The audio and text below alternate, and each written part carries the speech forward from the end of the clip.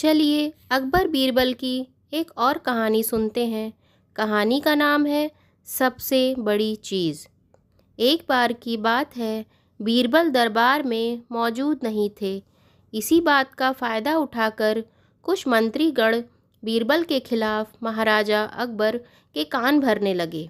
उनमें से एक कहने लगा, महाराज, आप केवल बीरबल को ही हर जिम्मेदारी देते हैं और हर काम में उन्हीं की सलाह ली जाती है।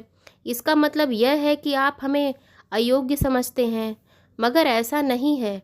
हम भी बीरबल जितने ही योग्य हैं। महाराज को बीरबल बहुत प्रिय थे। वह उनके खिलाफ कुछ नहीं सुनना चाहते थे, लेकिन उन्होंने मंत्रीगणों को निराश न करने के लिए एक समाधान निकाला। उन्होंने उनसे कहा, मैं तुम सभी से एक प्रश्न का जवाब चाहता हूँ, मगर ध्यान रहे कि अगर तुम लोग इसका जवाब ना दे पाए तो तुम सबको फांसी की सज़ा सुनाई जाएगी। दरबारियों ने झिझक कर महाराज से कहा, ठीक है महाराज, हमें आपकी ये शर्त मंजूर है, लेकिन पहले आप प्रश्न तो पूछिए। महाराज ने कहा, दुनिया की सबसे बड़ी चीज़ क्या है? यह सवाल सुनकर सभी मंत्रीगण एक दूसरे का मुंह ताकने लगे। महाराज ने उनकी ये स्थिति देखकर कहा, याद रहे कि इस प्रश्न का उत्तर सटीक होना चाहिए।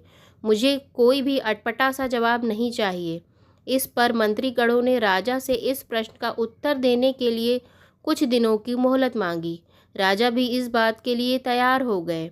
महल से बाहर निकलकर सभी मंत्रीगण इस प्रश्न का उत्तर ढूंढने लगे।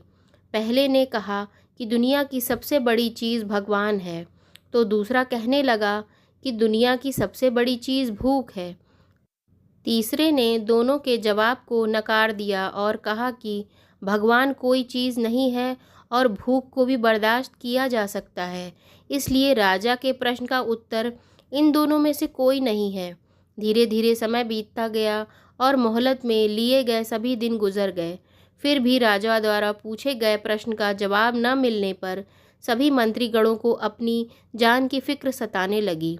कोई अन्य उपाय न मिलने पर वो सभी बीरबल के पास पहुँचे और उन्हें अपनी पूरी कहानी सुनाई।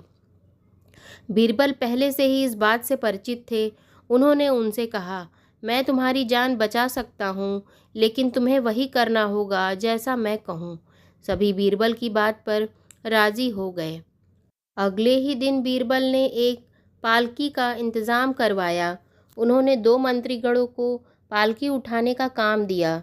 तीसरे ने अपना हुक्का पकड़वाया और चौथे से अपने जूते उठवाए। वह स्वयं पालकी में बैठ गए। फिर उन सभी को राजा के महल की ओर चलने का इशारा दिया। जब सभी बीरबल को लेकर दरबार में पहुँचे तो महाराज इस मंज़र को देखकर हैरान थे। इससे पहले कि वो बीरबल से कुछ पूछते, बीरबल खुद ही राजा से बोले, महाराज, दुनिया की सबसे बड़ी चीज़ गरज होती है।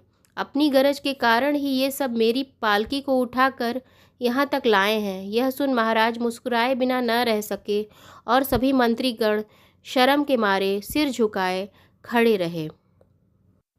कहानी से सीख। इस कहानी से हमें यह सीख मिलती है कि हमें कभी भी किसी की योग्यता से जलना नहीं चाहिए, बल्कि उससे सीख लेकर खुद को भी बेहतर बनाने की कोशिश करनी चाहिए।